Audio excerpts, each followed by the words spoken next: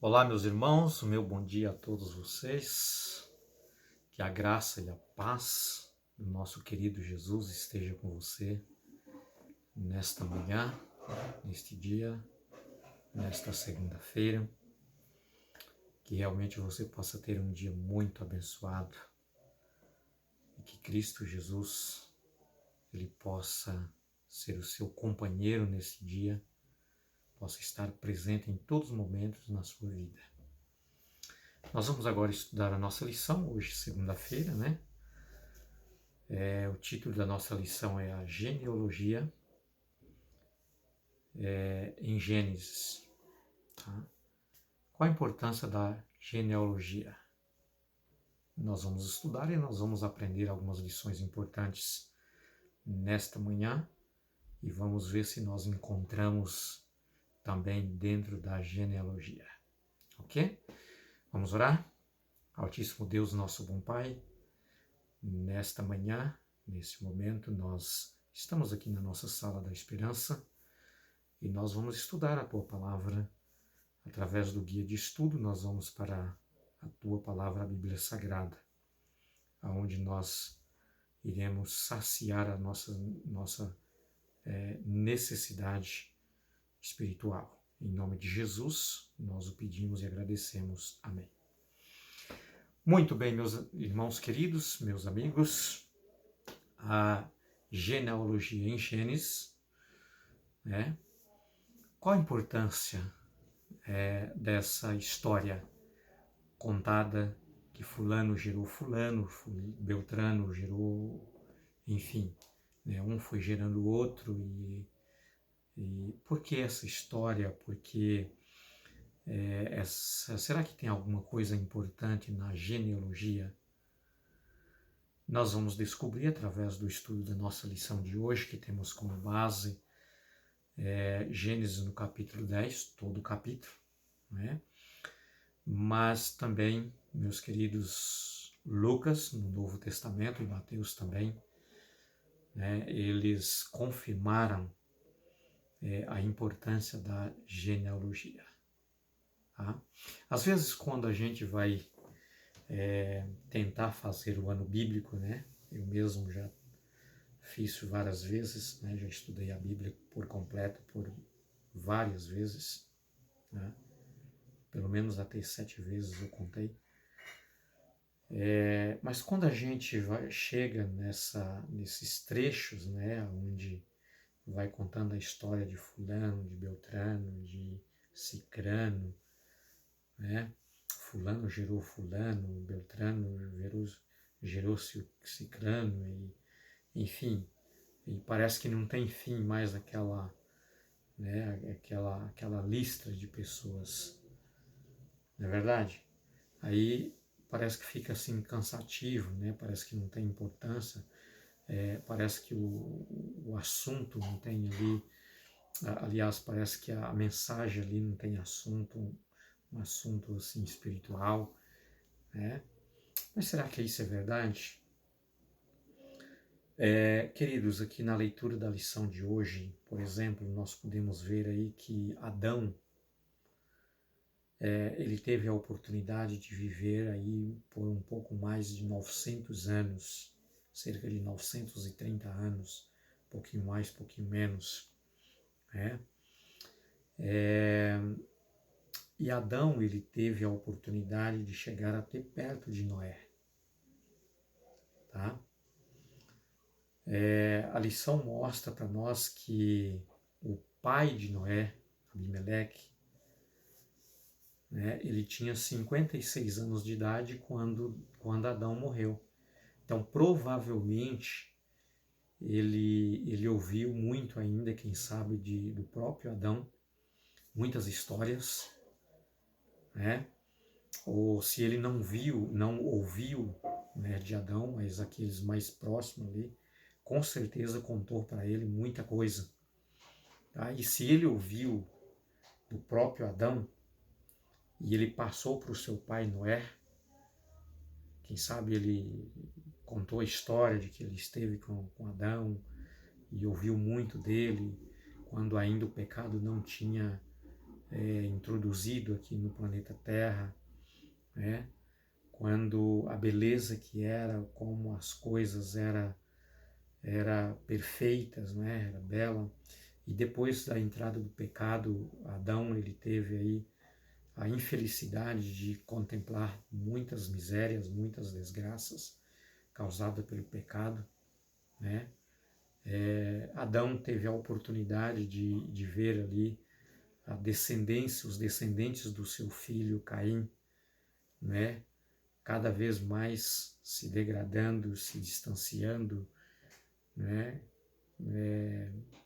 Vamos dizer assim, se entrando mais, aprofundando mais na lama do pecado, né? E Adão ele teve essa infelicidade de ver o quanto a desgraça do seu pecado, do seu erro, da sua transgressão, da sua quebra da aliança com Deus, os resultados de tudo aquilo que da transgressão da lei de Deus por ele e pela sua esposa. Então Adão teve aí essa infelicidade de contemplar muitas e muitas coisas do pecado. Mas só que, com certeza, Adão também foi um homem muito conselheiro, né, que ajudou muitos, né, a compreender a vontade de Deus. Quem sabe ele contou sobre o plano da redenção, a alegria que era dele estar ali face a face conversando com Deus e naquele dia ali, quando Deus revelou a promessa da redenção através da vinda do Messias, através de Cristo Jesus. Então Adão, ele teve aí, meus queridos, os seus, né, as suas infelicidades, né, por ver o pecado, desenvolvimento do pecado, né, a evolução do pecado, mas também ele teve a oportunidade de ser um grande mensageiro de Deus, né, o transmissor das promessas de Deus através da redenção pelo Cordeiro de Deus que tira o pecado do mundo, com certeza, né?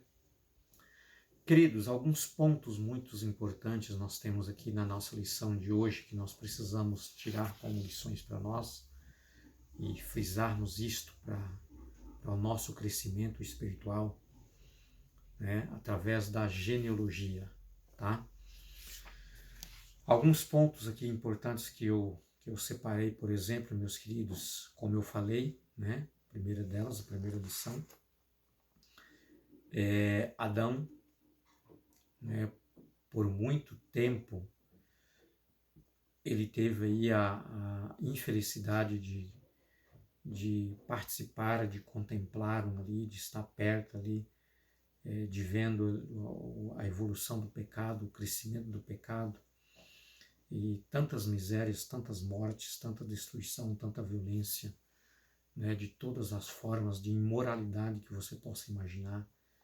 E eu tenho certeza que muitas e muitas vezes Adão, ele pensou, meu Deus, por que eu fui transgredir a tua lei?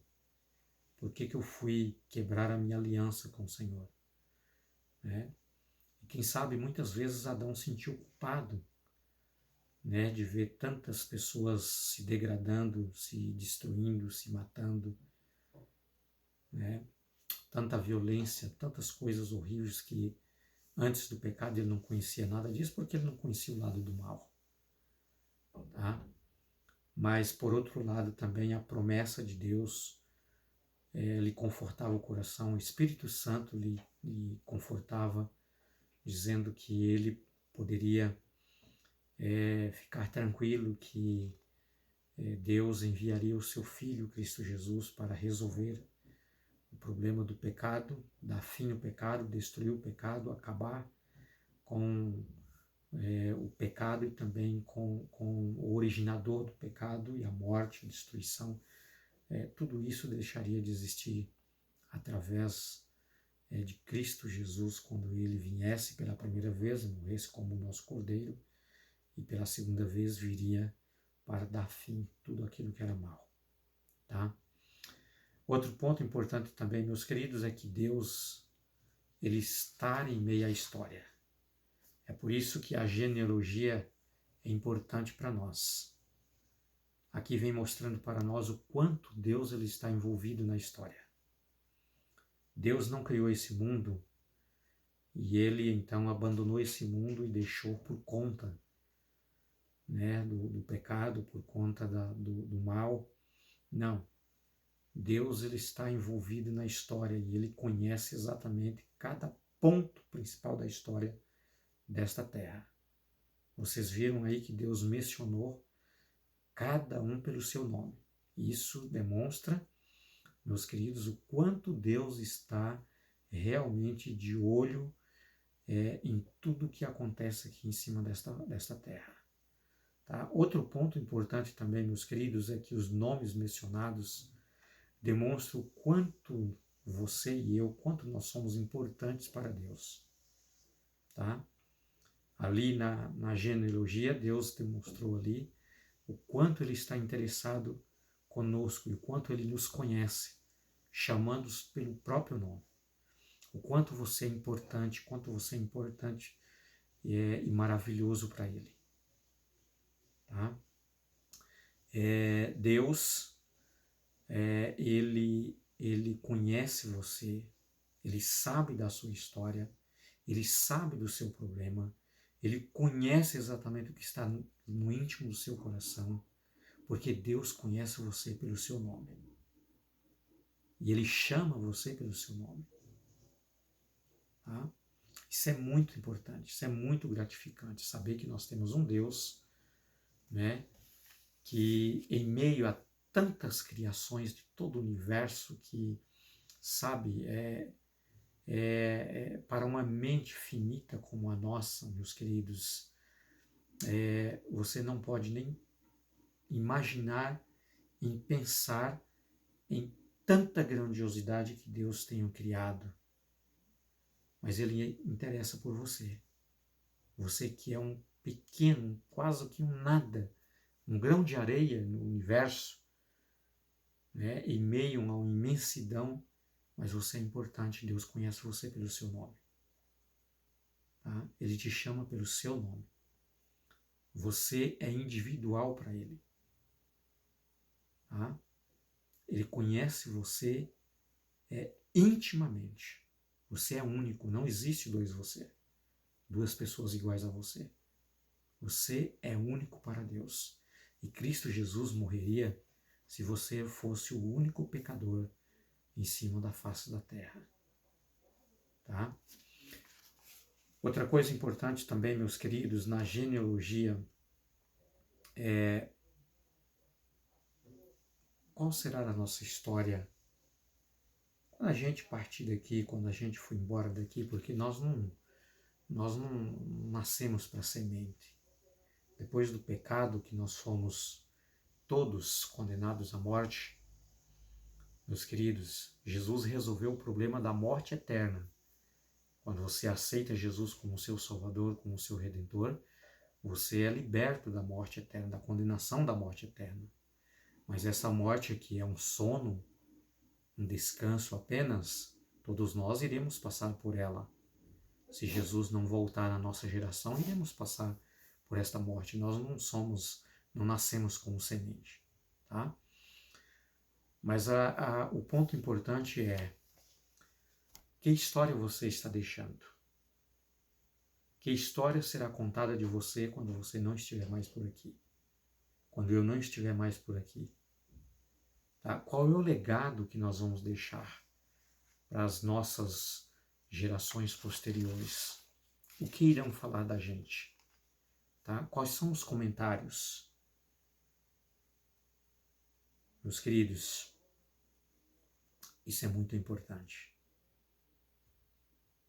Essa genealogia vem mostrando para nós o quanto estas pessoas foram importantes no plano de Deus e quanto você é importante também no plano de Deus.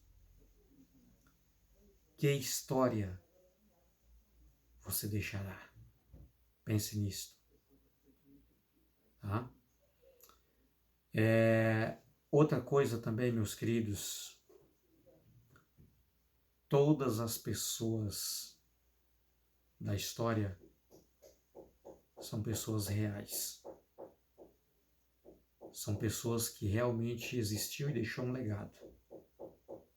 Por isso a palavra de Deus ela se torna para nós confiável. Ela é verídica, ela é verdadeira. Queridos, a palavra de Deus não muda. Não é como a ciência, que alguém descobre uma coisa e acha que aquilo ali é o máximo, mas no futuro uma outra parte da ciência, né, consegue descobrir outras coisas mais interessantes, e aí tudo aquilo que o anterior, né, havia descoberto cai por terra. Tá? E assim é a ciência. Mas, meus queridos, a palavra de Deus não é assim. A palavra de Deus é verídica. É a mesma ontem, é a mesma hoje, é a mesma amanhã, é a mesma para toda a eternidade. A palavra de Deus não muda, porque é a palavra do Deus que não muda e não tem sombra de variação. Tá? Por isso, meus queridos, a história vem mostrando para nós pessoas reais, tá?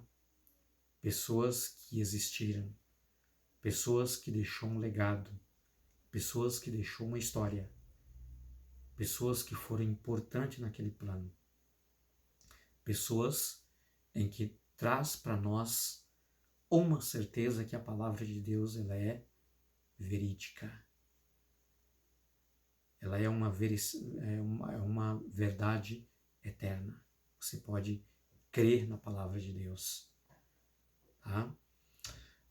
Eu queria, meus queridos, ler com você aqui um verso bíblico do capítulo 14 de Apocalipse, o verso 13, que diz assim, olha, bem-aventurados os mortos, que desde agora morrem no Senhor. Sim, diz o Espírito, para que descansem de seus trabalhos, pois suas obras os acompanham.